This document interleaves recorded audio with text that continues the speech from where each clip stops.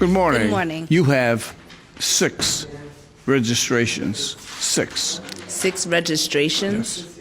6 registered to you. Do you register? Did you register vehicles for anyone else? No, I only have 2 registered vehicles. Well, I'm going to go through them, okay? Okay. All right. Right now, you're driving a Ford.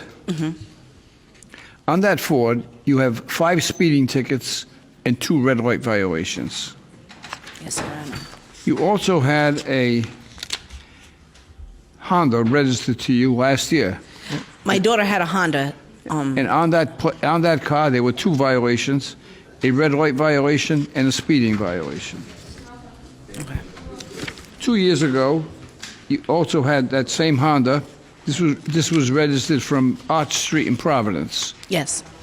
3 years ago, you had a Ford. Your Honor, I swore I paid off some of those tickets. You had $200 due on violations that never were paid on that one.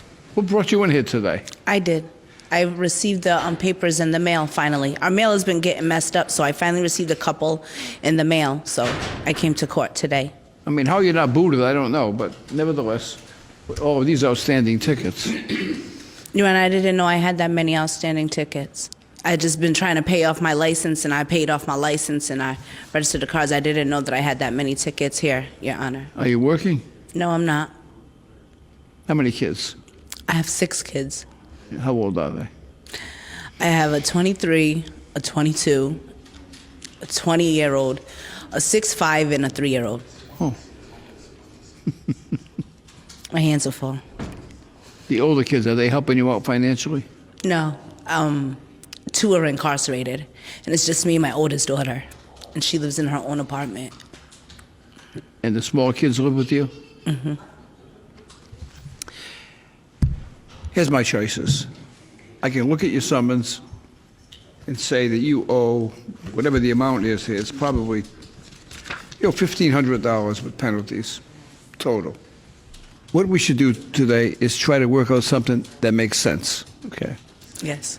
The first thing we have to do with you is don't register a car for anyone else, I will not. because you're going to be in the same boat. You're going to come back here and say, it's not me, it's somebody. Don't do that. Okay. Okay. Secondly, we're going to come up with something that's going to wipe out all of these that you can afford. So how much can you afford? Well, I only get $187 from unemployment a week. That's all I get. I'm unemployed right now. I'm laid off. I go to school, local 51 at night to be a plumber, and I'm a single parent. So maybe $25 a week I can, because I still have to pay insurance and buy stuff for my house, for my kids, and pay my rent and my electric.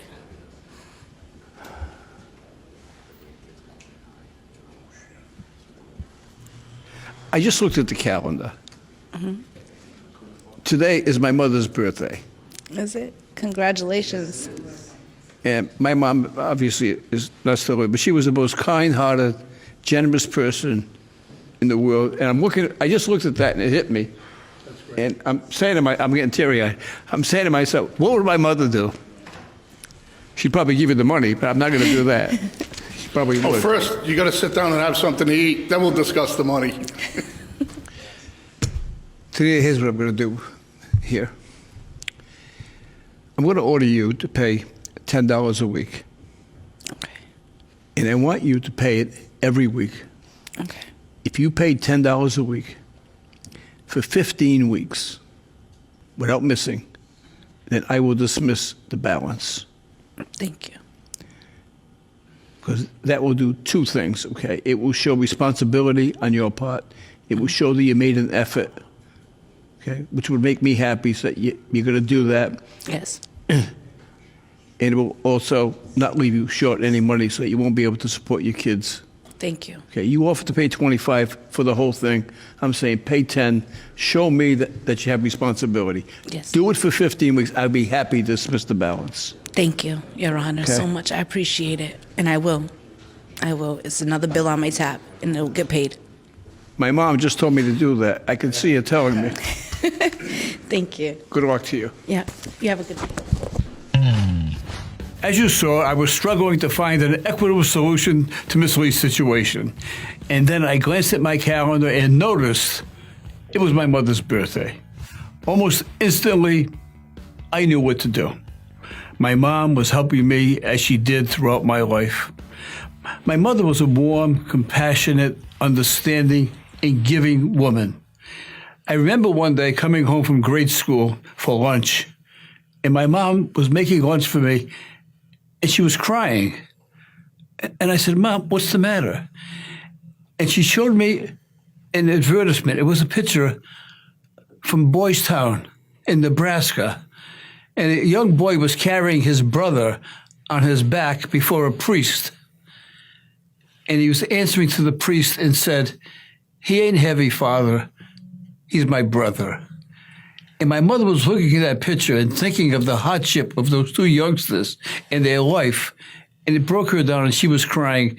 And we had no money, but she made a contribution to Boys Town of Nebraska. And those were the lessons that I learned as a young man, to give and think of others and be compassionate and considerate and charitable. Show of hands. Who cried during that case? Yeah, me too. Just a little, mainly man tears, which is totally cool these days. Another show of hands. How many of you know Court in Providence is a television show that you can watch every single weekday? That's not enough for you. To find out what channel we're on, go to courtinprovidence.com, click on your local listings, scroll down till you find your hometown, then start weeping again. This time, tears of joy.